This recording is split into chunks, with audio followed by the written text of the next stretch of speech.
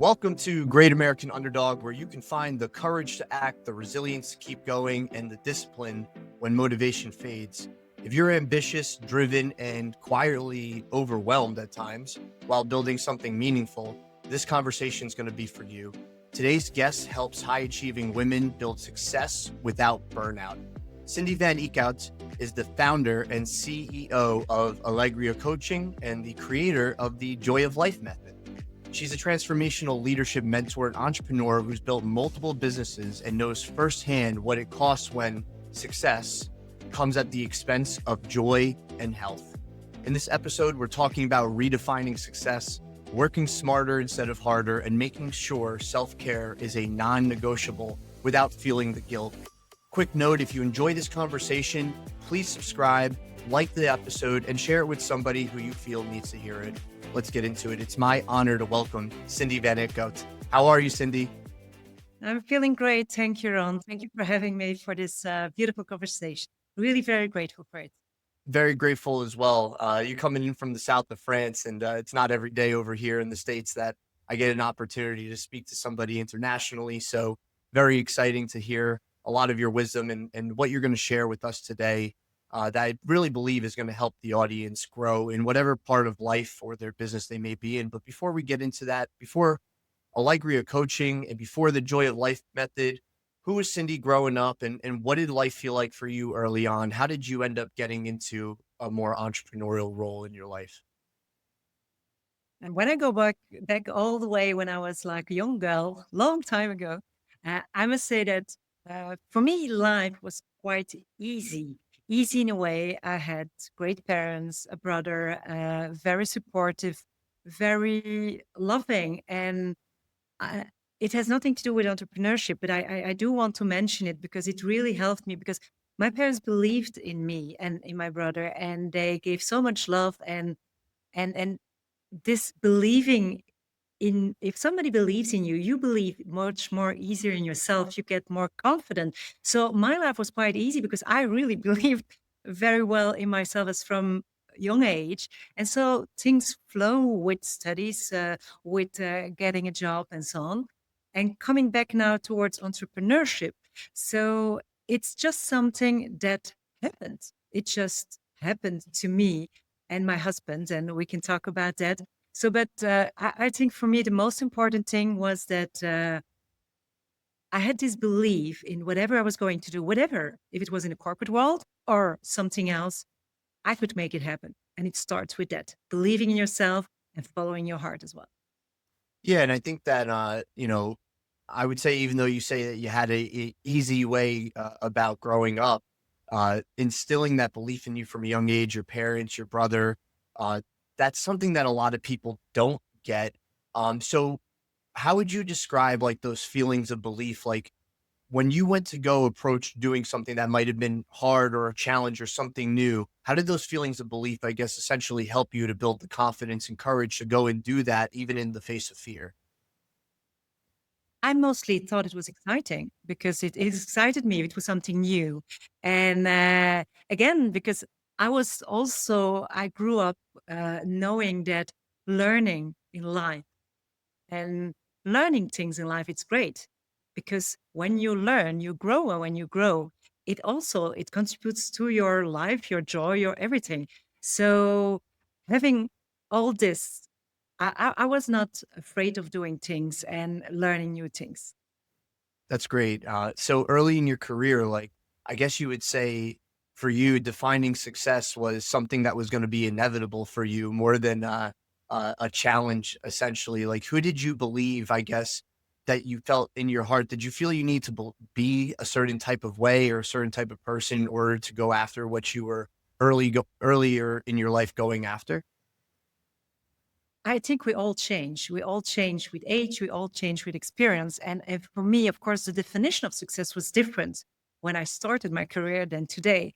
And for me, in the beginning, success was more like linked to a certain title. It was linked to achievement, to salary, to ego, much more to ego at that time. So when I started, success for me was, it was important. And, but it was also because I started in the corporate world, and you're a little bit like when you grow up and you start your first job in the corporate world, things are different and you follow their certain rules, certain things, and you grow up with people within that corporate circle. So success is more external, and it has at that time it had less to do with the internal. What do you feel? Does it feel aligned? What are your values? All these questions I never asked myself when I started in the corporate world and when I started looking at success for the first time. Yeah, and even off camera, we were talking a little bit about alignment, right? And that external has to be aligned with the internal, especially over the long run, or else, as coaching people and maybe even experiencing it yourself at some point in your life, you get burned out because there's just not an alignment between what is happening on the outside versus what is happening on the inside. And I guess if I had met you early during those corporate leadership years, what would we have seen on the outside, and what might have people have missed that was happening internally for you? Um, Internally, I think it's exactly what you're telling. It's this misalignment, not in the beginning. I must say, I loved in the beginning the company I was working with. I was working as a sales manager. I had a team of 10 people and I loved sales. I loved the people within my team, but also I must say the managers were great. I got great mentors, very intense and beautiful training. So from that point of view, I was quite aligned because I was still learning and excited about it, and just working with people. It just lights me up. I like to work with a team, with people, helping them and guiding them. So it's something that has been in me for a long time. The only thing that at that time you wouldn't see is that I wasn't thinking about this alignment of the inner. I wasn't thinking about self care. It's like you're in a hustle culture and you push and you give to others, but you don't even think about giving to yourself because this is something I did not learn it in the corporate world. Think about yourself. It's just giving. And again, in a positive way sometimes. But so if you would have met me then, yes, of course, it looked successful, but I was much less focused on the alignment, on the inner things that were and are, and the well being that is like crucial, important for everybody. And I think that, to your point, sometimes we don't even know how to define that early on in our careers. Like we know that we feel something is a little bit off, but we really don't know. Like even if you don't have the language for it yet. I was listening to an interview the other day about someone that was building a big business, very successful, and they were talking about like I had to learn how to suffer in order to build that business, and I just said to myself, that's just not true. You don't have to suffer in order to be successful, and sometimes I feel like people's ambition is so big that they feel like they have to suffer to reach these big, sometimes very heavy goals, and internally they're less fulfilled. So was there a moment for you where, you kind of started to feel that tension between your ambition and that fulfillment inside of you, even if you didn't have, I guess, the language for it yet or a way to define it, that kind of made you say something needs to change?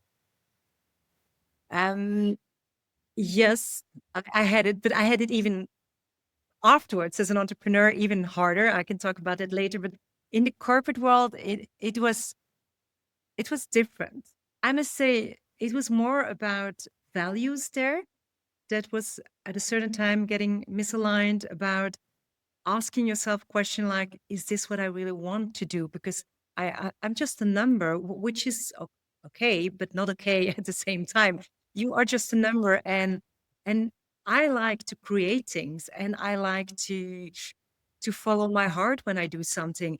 And because when we started the company was quite small, but then it really was exponentially growing in a market that was growing. So the bigger the company was, the more you were a number, and the more you had to follow the rules, which is again understandable. But this was the thing that was feeling misaligned at a certain time for me. And this was like a moment that, and maybe an important thing I must mention there, that I wasn't alone because I met my husband in the same company. And it's also because we were both there that in the evening when you start talking about work again and whatever, and then you just feel like, hmm, maybe there's something else. And because you have this conversation with somebody who's that person, it was not yet my husband, but anyway, we were living, it was my partner. And you feel like you are two like minded people having different ideas about your future, about what you want in life. And there is for me, from going from corporate towards entrepreneurship, this was a shift that we both made together just by talking about it and understanding like, maybe there's more in life than this. Yeah, and you guys also, I think that's so incredible that you guys met like that, very serendipitous, for you both, but you guys also had a shared experience. You both could talk about the challenges and also the goals of what you guys were doing at the time in that business, in that corporate world, and then kinda start to see the contrast of, like, is this really what we want in our future as you guys were continuing to grow together? So, like, was there just, like, one day a conversation that was the aha moment for the 2 of you? Um, it, the funny part was it came because we wanted to have some holidays and they didn't allow us the holidays. And we're like, we wanted to go at that time, we wanted to go to Australia for 3 weeks. And we had 3 weeks, but they say you can't go so long. So you can have like 1 week at a time. We're like, we're not going to go for 1 week to Australia, come back 1 week, a month later. This is not. And we felt like this is strange, even though, again, understandable maybe, but if you're working beforehand, make sure you've got a backup and that things are well organized. So this was the first time, and it's a little bit stupid because it's not about the holidays, but it's because they are deciding what we can do or not. And I think it's about the freedom. We didn't feel this freedom anymore, and this was a trigger for us. Like, huh? But I must say the good part, because the universe always tests us, I think, but then gives us something in reward. So as we just had 1 week, which was not satisfying, we said like, where are we going to go? And it was one of my colleagues. He gave me a little brochure saying, you know what? I know in the south of France, a beautiful B&B. Why don't you go there? And I had like a very limiting belief concerning the south of France. For me, it was like, if you're very old and you can't take a plane anymore, then you take the car from Belgium and you go to the south of France. But I'm still young. I want to travel the world and go on a plane to wherever the plane will get me. So I was not like, what am I going to do in the south of France? But anyway, we didn't have a lot of time and we took it because it was a weekend, it was nearby. And so the beautiful gift from the universe is that I was so impressed by the south of France and Provence, to be more precisely, about the nature, about everything. And I was like, wow. And so this was the real trigger to stop what we were doing in the corporate world and really go for something that was fully aligned with what we were dreaming of at that time. It's truly incredible that, you were able to figure that out in a week, a place that you weren't planning on going to. In fact, you kind of thought the opposite. It really wasn't like a vacation for you as much as it was like, that's something you do later in your life. I still want to get on airplanes and go see some other places that are way farther away from me. But it ended up being such a turning point for you guys. So when you guys get to Provence, um, talk to me about, like, I guess the shift that made you say, hey, this is where we where we may want to end up, because you end up, from my understanding, and please elaborate, you guys end up building a very, very successful bed and breakfast business over there. The two of you together, you and your husband. Yeah, it's true. So where did it all begin? Just arriving in the Provence, I must say the nature here is like so beautiful. And yes, there is a lot of sun, so that helps. I like sun, blue sky, nature. And we were just ourselves sleeping in a B&B, and we're like, this is fun. You can see people from all over the world. You have your own business. You live in full nature with the sun, and you just create whatever you want to create. And so we just started to talk like, would that be something that could interest you? And we said, we both like people. We both like serving people, and we both like having international contacts from all over the world. And we said like, why not? So it started from there. Then we came back to work after that 1 week of holiday, and we didn't really talk about it, but we just had all these beautiful souvenirs and experiences we had together. And then I think it's like just 1 or 2 months later, we just started to talk about it, like, because then you're in the hustle back again of the work and the number being and all the rules. And then we said again, like, are you still thinking about it? And we both were. We said, let's make it a plan. Let's go back. We still have 2 other weeks. So let's take another week and let's go and see if we find something. And this is what happened.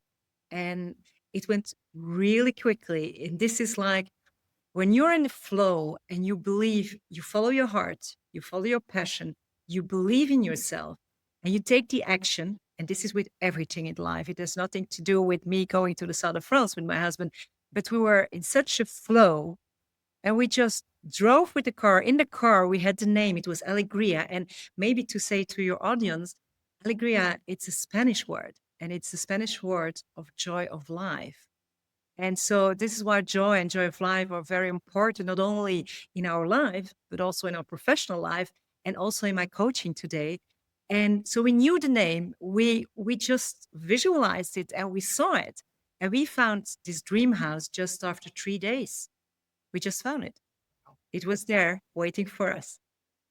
And you guys had gone back to that corporate world, and I guess at that point really felt the contrast, between what you guys had just experienced and going back to a life that wasn't, again, in alignment really ultimately with what the end result would become and what you're still building to this day, right? Because the story's still being written every single day. So now you guys decide to pick up and leave, and you find the perfect home, and you start the Airbnb, the not Airbnb business, but the B&B business, right? Airbnb may not have been a thing just yet, That time. but tell me a little bit. That sounds like success on paper, right? It sounds like such a beautiful written story. But what was sometimes, I guess, the reality of the day to day, especially in those early entrepreneurial days where you guys were just starting? Was there ever a sense of like any type of sacrifice you guys were having to make while doing that, that you guys just still were so tied to the end result that it didn't even matter? You guys felt like we're in alignment. This is what brings us joy. But what were some of the realities, I guess, of the day to day as you were first growing the business? But in that specific business, because in the meanwhile, we created 4 different businesses, as you know. Um, in the first one, I must say, the only thing that was challenging, it was a French administration, because that's not easy to start up as an entrepreneur. But apart from the French administration, and I think like administration in all countries, it's I can't compare with other countries. This is what I said, the French administration, but administration and starting up all the paperwork, that was the boring part. But we were so in such a flow that it didn't, there was nothing really at that time stopping us or nothing that was challenging. There were challenges coming later on. But, and this is also why it's so important when we always talk about this word alignment, it's going to come back often. If you're really in alignment, you are in such an energy, in such a flow that even if there would have been a challenge, I wouldn't have seen it as a challenge. Uh, Yeah. of course, later on, and I'll explain it if you want later on, there were other challenges when we start combining it with other different businesses. But at that time, it was just like our passion. We did it. We loved it. And it didn't felt like a job. It was just fun. We really loved it. And if you do something from a place of love and passion, it changes everything. And I know that not everybody's always, it is not always possible to do it straight away. And it's not always easy to find like a partner with whom you can do it, whatever, if it's a professional partner or a personal partner. But it's so important. If you're with two, you're much more stronger and you go faster and everything is so much easier. Yeah, we're both very lucky in that way. I'm also an entrepreneurial duo with my wife, and it's very exciting to be able to. Not everybody can do that, but it's very exciting and extremely grateful for being able to do that successfully with my wife Nicole. And you just find the alignment between the two of each other, to be able to go after your goals in a way that feels great.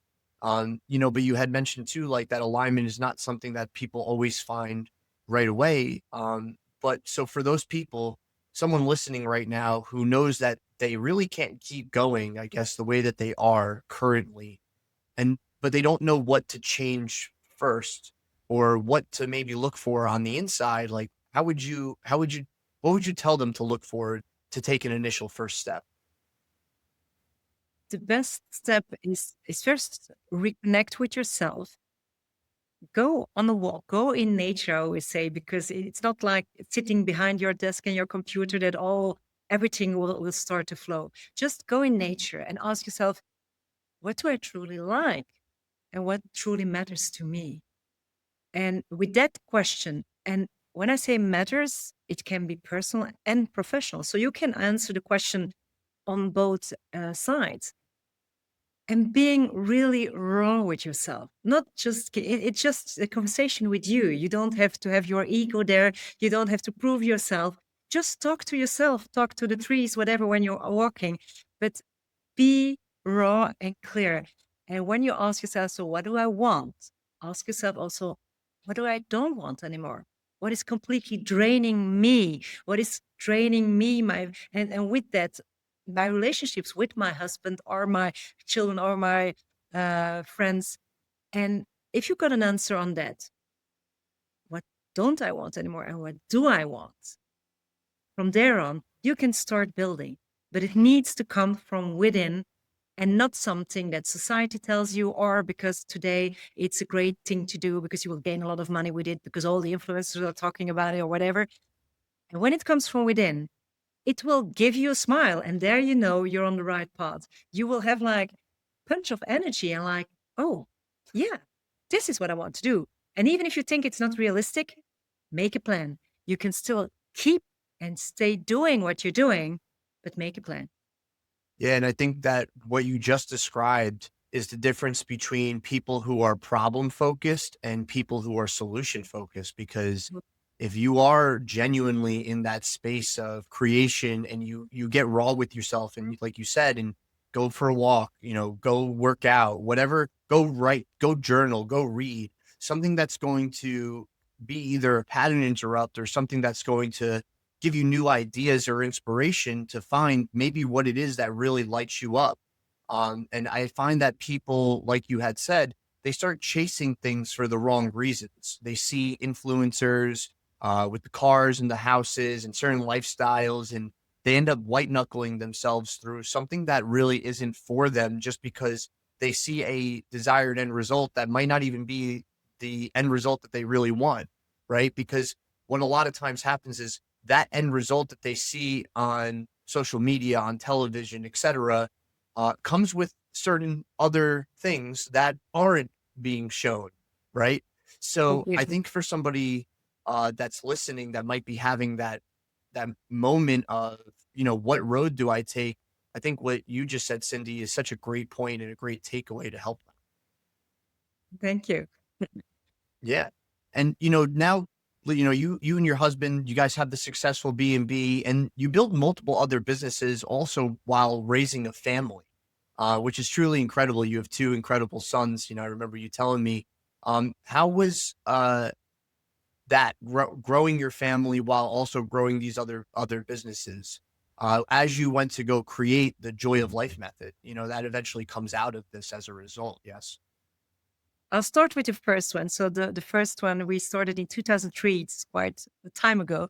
So this was the Alegria B&B, and this was for the joy of life and letting people experience more joy in their lives. So we had quite a lot of corporate people and entrepreneurs coming to us just to relax again and to realign. So this was great. We did that for 20 years, but after 10 years, we created a second one. It was Alegria Art Boutique, which was the joy of giving with jewelry, decoration, and art. And also, it grew out of passion. So that was great. In the meanwhile, we had our two sons. And at that time, having the two companies, it was still okay because we felt like blessed. We were working and having created two businesses we love. We were in nature. We were at home as well. So while the kids were at school or coming home, we were there for them.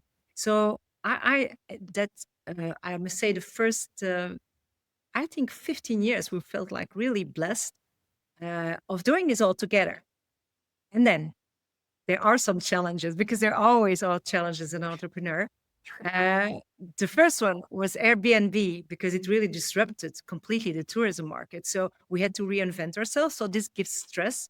And if you ask, then how do you combine it with your husband, with your kids? It's true. This is the other side. So the great side is we're always there for them, and you don't have the stress of being in traffic and traffic jams or whatever. The other side is when there is a challenge, like a bigger challenge that the market is changing, especially later with COVID, that was the biggest challenge. Then you take the stress, of course, into your house as well. And does everybody, meaning the children, they feel it then from day to day? They were still younger at that time, so it was still okay. But that's the other thing. And then with that said, in 2020, when COVID hit, that was for us the biggest challenge. And again, whatever the challenge is that you have in your company, if you're working for a bigger company or if it's your own company, um, when it was such a great impact because we were not allowed to work anymore. So if you're not allowed to work anymore, Wow. two of us doing the same thing, so it gives like a complete shock and a financial scarcity at the same time that this was for us the biggest challenge in the beginning. And but again, like with every challenge, you have to turn it into an opportunity. So we're asking, and what can we do? We can't work. We can't welcome guests. We can't have people to the boutique. So what we can do to make this time valuable? And this is when we started with a third company. And the third company, because everybody was searching for outside areas to live instead of living during COVID on an apartment. So we started to study again and study a lot of legal stuff, and we became both real estate agents. So we combined it Sure. with the B&B studying and then the art boutique and studying. And while we started it in 2021, so everything started up to go open again. And so I want to talk a little bit more about the challenge that happened then in 2022, because this, me, especially for the family, for us, and for everybody. So in 2022, we had the three companies, B&B, Art Boutique, and the real estate, and everything started to work very well. And we were thriving and everything was great. And this is where I felt that was the biggest challenge in our career together, is that at a certain time, you're grateful that everything is thriving. But this was the feeling that we both had, that we were so exhausted and that we just didn't have time anymore, not for ourselves, not for the kids. And this is where you just feel like, oh my gosh, the joy that is one of our most important values, it's gone. It really literally went away with the stress, with the overwhelm, with the exhaustion. So these are all the joy blockers. If you feel them, if you feel overwhelmed and stressed and exhausted, you know there's something wrong. And we felt it, and we took the decision at the end of that year while we were celebrating the 20th anniversary of the B&B, but we took the bold decision to stop both the B&B together with the art boutique. We Wow. kept the real estate, saying something else will come on my path, and this would happen. And this was this breakdown, because we really were so tired. It really became a breakthrough, and this is why I started to study again about mindset, about well-being, a lot about health, about neuroscience, about so many things.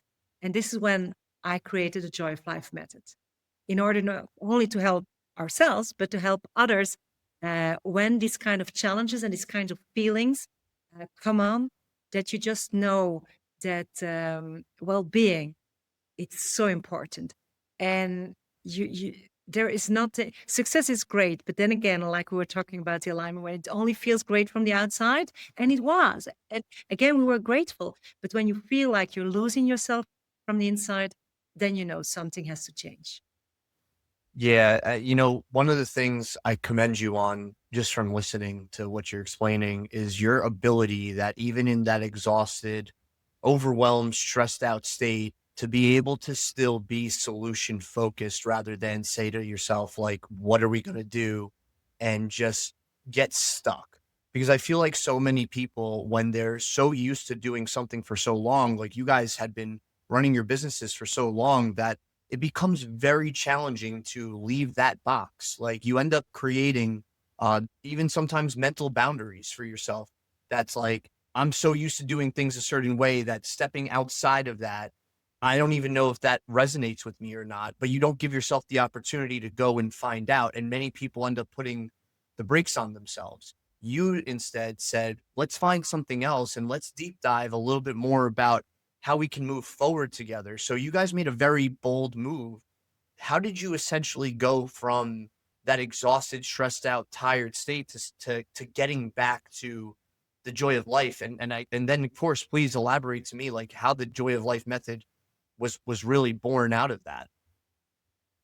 Um, to answer that, it was quite simple. We Cool. I literally like simple. no, no, simple, but dairy. And I'm not going to say that everybody has to do it like that. Um, we literally, we stopped it literally at the end, the 31st of December of that year, 2022. We stopped the two companies. So if all of a sudden, when you have three, you only have one, it's easy. True. And it's easy at that time. And of course, we prepared it. It's not something you do not prepare. This is something you have to prepare financially as well, that you know that during, but this is why we kept one company. Um, but you prepare it. And I must say, this was just the fact of stopping the two companies, again, with all the paperwork that you need to do. But when the paperwork was done, I felt so light again. And there we even when we just had one company, we stood up every morning at 6. We started with our self-care, and this is where it all started. We started with meditation, with breathing, with personal development. So 2 hours. So until 8 o'clock in the morning, we were busy with ourselves. We were just singing here, and we put on the music, and we learned so much in these personal development programs that we were following at the time. And and it brings you the joy instantly because you're putting again energy into your own beautiful self. And again, not everybody has a choice to do it like that. But if you don't can do it so drastically like we did it and so bold, even if you take then like you keep whatever you're doing for the moment and take like 20 minutes already for yourself in the morning to fill your cup and to fuel yourself, this will completely open back again your energy. And when your energy is there, your productivity comes back, your creativity is there. So it's all aligned. And this is the basis of my joy of life method. Yeah, and I've definitely been there before where, you get disconnected from yourself a little bit, right? You get so blinders on in the grind and the hustle of growing something that you just forget to literally stop and take care of yourself. And I feel like that's a big problem for a lot of high performing people. They don't know how to prioritize that. And you clearly at this point, make self-care non-negotiable. And like you had said, even if it's 15, 20 minutes, not 2 hours, the 2 hours is great. You also gave yourself an opportunity to do that early in your day before everybody else starts to wake up and start their days. So you could really center your focus. But, if somebody wants to start that, and especially for somebody who's a high achiever, like how do they start to prioritize that self-care? Because it's one of the hardest things for a lot of times entrepreneurs and high achievers to do. They want more freedom, more time, more energy. Like what's one way that they could start to prioritize that and maybe even one small powerful shift they can make immediately? First of all, what you say, they all want it, but it's not easy. Yeah. Uh, and it's true in one hand side, but it isn't. It's with everything. If you want something, it's a decision, it's a non negotiable. You just have to do it. And this is the part that not everybody is following. It's great to say it out loud. It's great to put it on paper in your gratitude journal, your win journal, whatever. But just do it and make a plan how you're going to do it. And when we talk about self care, it is really all about energy management. And it is easy as you if you do it, it's easy because it's just prioritizing your self care, which means, first of all, letting go of the limiting belief, because there's a lot of people having the limiting belief saying, okay, if I work on myself or I give time for myself, this is so selfish, I can't do it. So, first of all, going to reframe that self care and taking time for you, it is not selfish. It is like, for me, it's like a leadership strategy that is completely necessary in order to give to others. Because as we already said, you can't give and fill out of an empty cup. So this is just impossible. And if you understand it, that if you want to give to others, you first have to start with yourself and you will be able to give even more.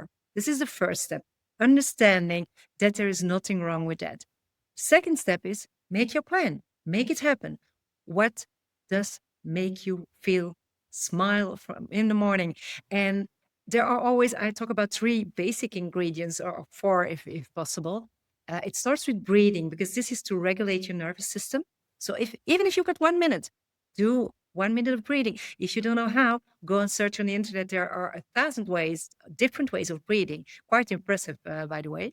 Yes. If you get, it is impressive. And what it does to your body with the oxygen that is different, the energy shifts as well. If you combine it then with meditation, and this is the same, and why do you have, because so many people are talking about meditation, do know there are also a lot of different meditation, going from silence meditation, guided meditation, so many different ones. Um, but do something. You can even do it while you're walking. There are walking meditations, whatever you like to do. But this is so crucial to clear your mental clutter. So if you have the first one, the breathing, you do the meditation, then you have some movement. And movement, again, do something you like.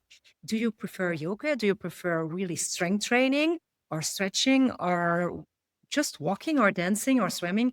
Whatever makes you smile, this is the thing you should do. And if you can't do it every day, the movement, it's okay. But this is again to reconnect with your body. So, what I'm explaining here, these are all the different layers of your health. So, going from the mental, emotional, physical. And then the last part, it's more the spiritual, and it's all about gratitude. And if you can take like a couple of minutes to write down three things you're grateful for. I've got a beautiful win and gratefulness journal, but you really have to write it down. And if you write it down, you will see it will shift your emotional energy. And what I like and what I think is so powerful about gratefulness, if you're in a season where it's not easy, it is impossible to be grateful in one hand side and fearful in the other hand side, or anger and grateful. They don't go together, because gratefulness, it shifts everything from what's missing to what is meaningful. And the positive thing is that this activates dopamine and serotonin, which are the natural feel good chemicals of our brain. And this is why this is important. So it's not like a woo woo thing, and you don't have to do it. But I can just guarantee you, if you do the breathing with the meditation, with the movement and the gratitude every day, try it out. Try it out, because it will change your life and it will give you new ideas, and you will feel much more energized as from the morning. Yeah, I personally kind of get into that meditative state when I go running. Like for me, Mhm. it's running. I'm alone, I'm by myself, and I get into a very meditative state. People say, "How do you go run like 7 miles on average?" Which is usually what I do. I'm like, well, I don't think about running 7 miles. I'm like totally in a different space in my head. And I also get so much ideation that happens as a result of it. Because, like you said, we're releasing the happy chemicals in our body, and ideas start to come up and bubble up inside you. And it kind of sometimes gives you those feelings of like, wow, holy crap, like where did that come from? you know? And I think that so many people, another thing you said is doing it every day. They try to do it and then they stop. Because maybe they're not getting the immediate results, because we live in such an instant gratification world that it stops them in their tracks from continuing, when really it's something that compounds, right? Like if you get used to staying in a state of gratitude because you're using a gratitude journal on a regular basis, it's going to be easier and easier to find things to be grateful for, and more of a natural rhythm for you on a regular basis. So I absolutely love that.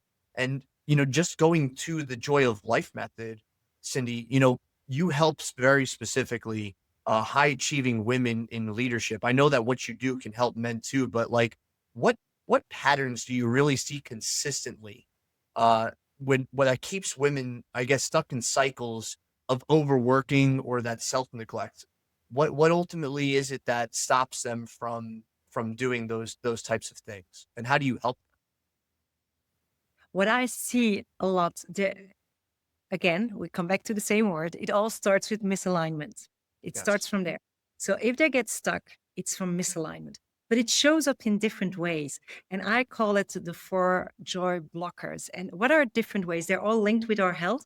So again, with mental, emotional, physical, and spiritual. And there is, for instance, mental overload. And what do we see with mental overload? When there are like endless to-do lists and you don't see clear anymore and you're not aligned with all these to-dos you have, you will create overwhelm.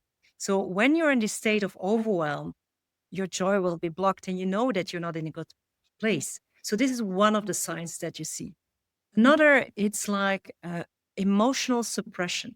And when I talk about emotional suppression, I mean that a lot of high achievers, men and women, they tend to minimize their emotions in order to be more productive. And while they're doing so, they are suppressing their emotions. And when you have like unprocessed stress or self-doubt or not enoughness or whatever, this leads to burnout. So there again, you're in a pattern that is not okay. And again, we talk about misalignment. There's another one about the physical depletion, what I see a lot. It's all about skipping sleep. First, it's skipping the rest within the day, the little breaks and whatever. You don't take breaks. It's like nonstop working. So you don't have zero time think, zero time to breathe within the day. And then apart from skipping the little rests, there is also the sleep that is infected, like less and less sleep. With that, they don't really listen anymore to the signals of their body. Whatever your headache, a small little signal, they don't listen to it. And then they overschedule. So that all leads to exhaustion. And also this is not an aligned state. And the last one, it's the physical, the spiritual misalignment. And this is when your daily actions are not aligned with your values, with your needs, with what is meaningful for you. And this, you just create an inner dissonance. Mhm. And there again, it is not a place you want to be in. But these are patterns that I see a lot. So and you can really, it's always starting with misalignment, but it shows up in different ways. And it can be exhaustion, stress, overwhelm, whatever. But these are the signs that it's not okay. And this is important to act on these things because otherwise it will go worse and worse. So you mentioned joy blockers, when you frame it like that, even to yourself, right? Like, I guess being able to recognize that something's a joy blocker at all is also, I guess, a developed skill, especially for somebody who's not used to looking for it, right? They're in that state of overwhelm. They're not connected to their internal guidance system the right way, right? They've fallen out of alignment, that word that keeps coming up in our conversation. In the Joy of Life method, how do you help them recognize what joy blockers are ultimately stopping them, and what kind of questions maybe do you ask to identify that? And then what do you uh a lot of times prescribe, I guess, for them to do initially to start to find that joy again? Is it really truly the meditation and just that self-care piece of it that usually is, of course, the first step, but on a continuous basis, like, how do you measure the results of it over, I guess, over time as you continue to work with your clients?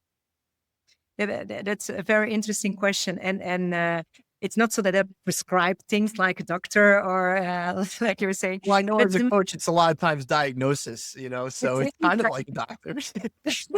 yeah. What is the remedy? What are the diagnoses?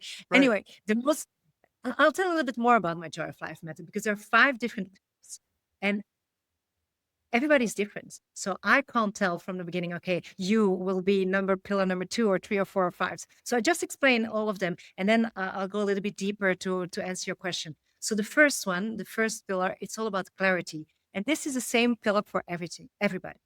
So I always start with clarity, what truly matters to you. For some people, it is what truly matters to you in your personal life. Some it's more professionally, some it's both. So depending on what they're telling, I know already where are things misaligned for them.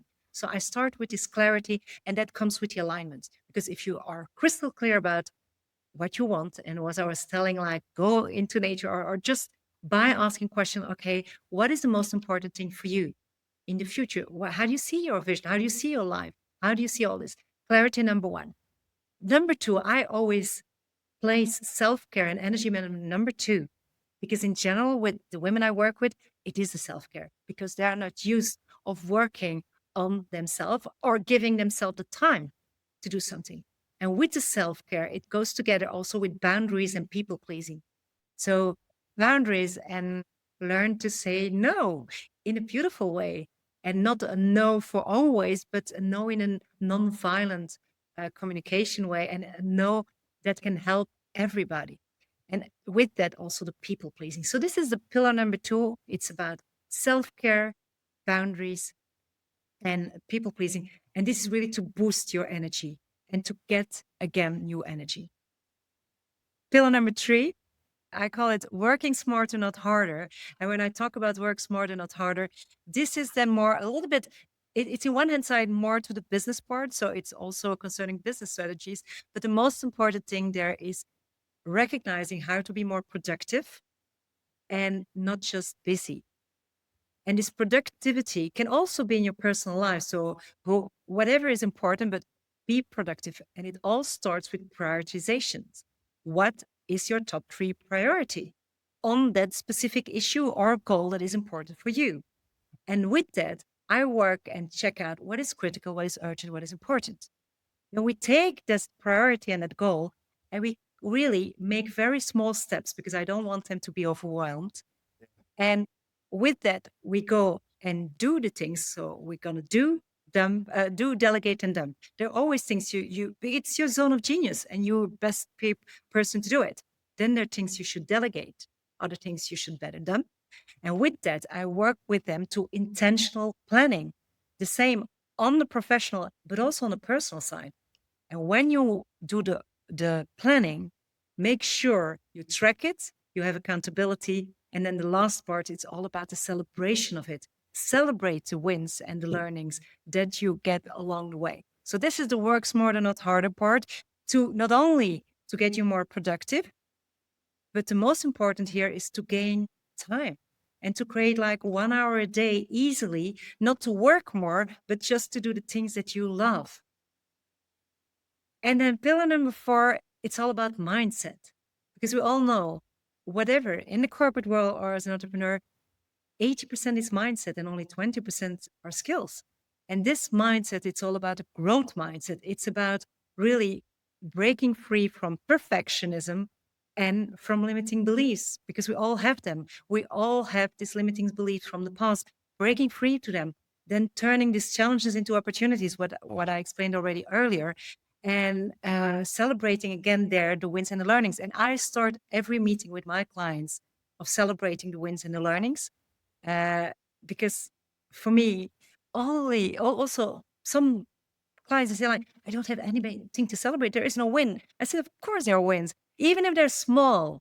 You don't have to have like the biggest contract on earth in order to celebrate. It can be today I took like 1 minute of breathing, or 20 minutes of self-care, or I just took the time with my kids, or I called a friend. So whatever the win is, it's great.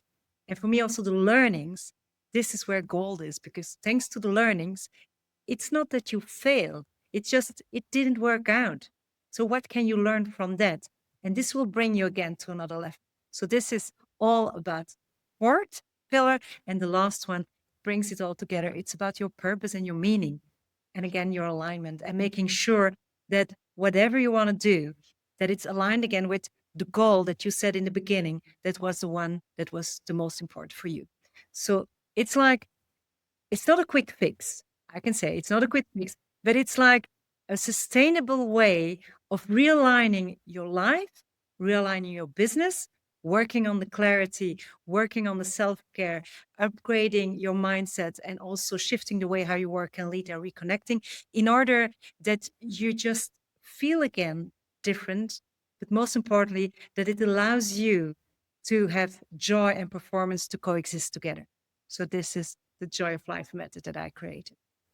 Well, I absolutely love that. I've been writing notes as you've been talking, and thank you for expanding on it because I think the audience is going to get a lot of value just out of listening to that because I think we're all affected by each of those pillars in one way or another in our lives at different stages. And like you said, there's no quick, easy fix, but it's a journey, right? And I think that if you start to get some of those pillars correct, first, then it makes the journey a little bit smoother, a little bit easier because you are in a state that brings you joy. You know how to recognize it in your life. And I think so many people get so disconnected from their true internal guiding system because they're busy chasing whatever external goals might seem like the right move. So really, it sounds like what you end up doing is you help them by recognizing what's important to them in their lives and making sure that you're prioritizing that, working from a state of gratitude. And then, like you said, working smarter, not harder, like what's urgent, what's critical, what can I delegate? What can I do myself? Like a lot of people don't recognize those things or even take the time. So it sounds like when you're working with your clients too, they all might be at different stages of understanding of each pillar, right? So you kind of pick up based on where they're at and then help them from that moment forward. Sometimes it might require, I'm sure, if you want to elaborate on this, sometimes it might require, a lot of times it might require going backwards for a second. When I say backwards, not in a bad way, but like saying, hold on one second, you're so future oriented and so future focused. You need to just take a step back and be present with right now. What does your day to day look like when it comes to taking care of yourself and making sure your actions are aligned with what you truly want in your life and what brings you joy? Completely. And you say it so beautifully. When I give the 5 pillars, the only one that is fixed is the clarity one. That's the number one. That's a fixed one. The other one, like you say, it really depends on the person. Everybody's in another season. Everybody has different challenges. And it's not that I do one, then when we finish, we go to 2. It's not like, it doesn't work like that. And it is, in general, it's 1 and 2. But some people at that time, they have a challenge at work and they want to be working more on the work smarter, not harder. Or they have like complete limiting beliefs about themselves in their job and in their personal life. So, and we see often that we just switch from one pillar to another because they're very complementary. And this is great because we're all humans and we are not robots that are just following procedure. It's a process that is really well underlined, but we easily shift from one. And of course, if they understand the pillars and then we come back and we move forward, we come back little by repetition. This is the mother of skill and learning. It comes and it really, really falls very deeply down. So that Yeah. helps a lot. Yeah, like you just said, repetition is the mother of retention, and growth ultimately. And I just also feel like that. Do you actually feel like some people stop themselves from doing this because of the work it might take? Like, do you find a lot of times that people that need to ask for help don't ask?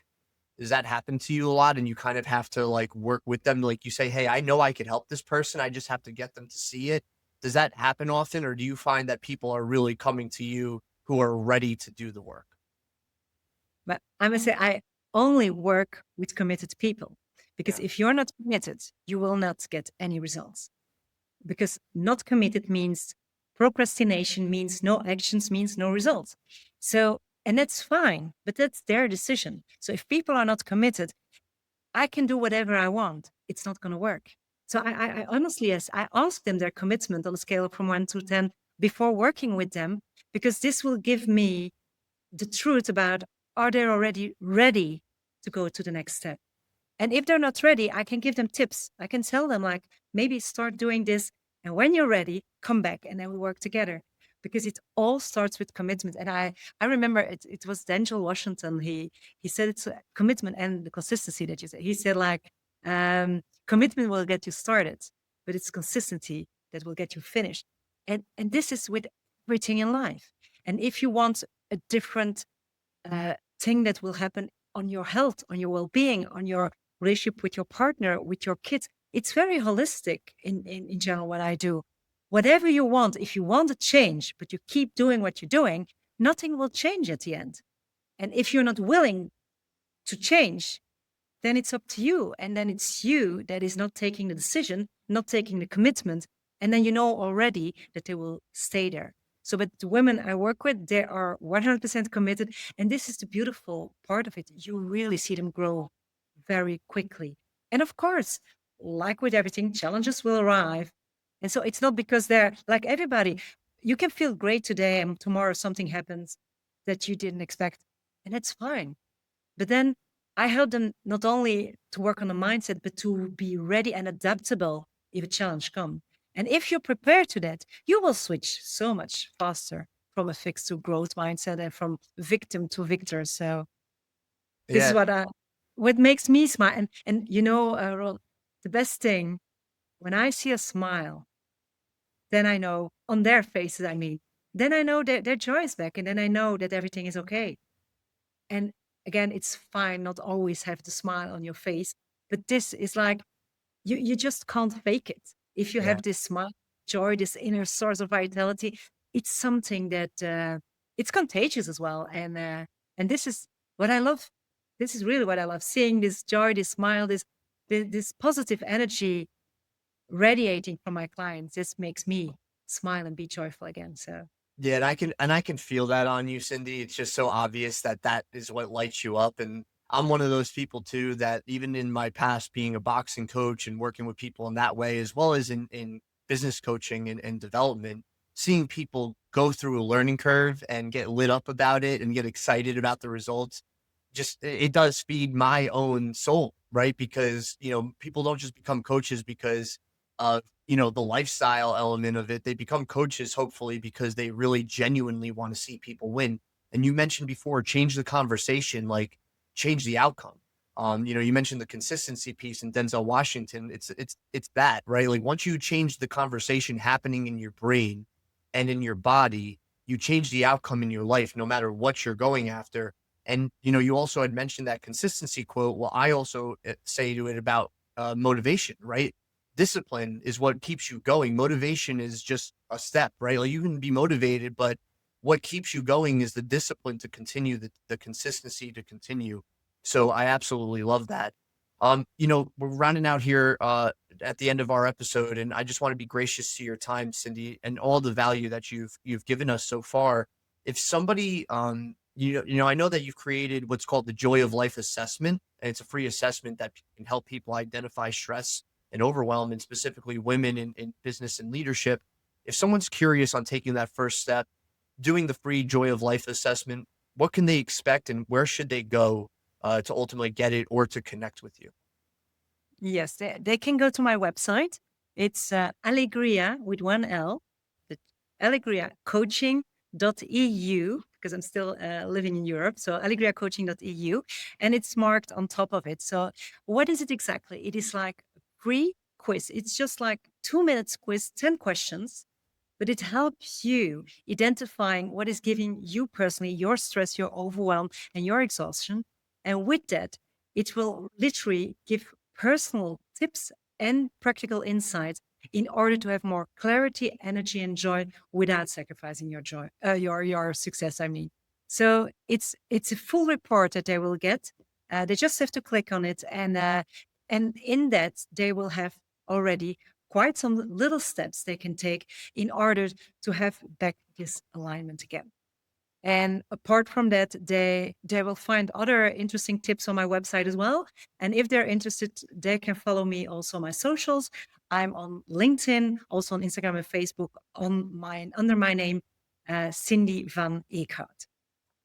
I will be sure to link that in the description to the episode and also on screen for anybody that wants to connect with you, Cindy. I have one last question as we round out here. I ask every guest at the end of the episode the same exact question, and it's just really actually more of a fill in the blank for me, finish the sentence, and it's the world needs more people who. I think the most obvious, we talked 1,000 times about it today. For me, it's who are more aligned. And again, with this alignment, I mean, clarity about what truly matters. So they ultimately, because that's the ultimate thing, they can experience more joy in business and life. And if everybody would have more joy, can you imagine how the world would look like? And you can start today, because I always say joy isn't found in the future, but it's created in the now. So if this really resonates with you, start now and ask yourself, what is one little thing I can do that will spark my joy today? I This is what I absolutely love I absolutely love that. Cindy, I just want to say thank you again for being on Great American Underdog. It's a pleasure. And I think anybody that listens to this conversation is going to find a lot of value and definitely need to connect with you. If you feel like Cindy's message resonates with you and you're somebody who's feeling burnt out, stuck, you're a woman in leadership and business, and you want a little bit more guidance and you want to feel more aligned with what you're looking for in life and find that joy, you need to connect with her. So once again, thank you, Cindy Van Eeckhout. I appreciate you being on Great American Underdog. This has been another incredible episode where you can find the courage to act, the resilience to keep going, and the discipline when motivation fades. We'll see you on the next episode. Thank you. Thank you, Ron. Thank you so much.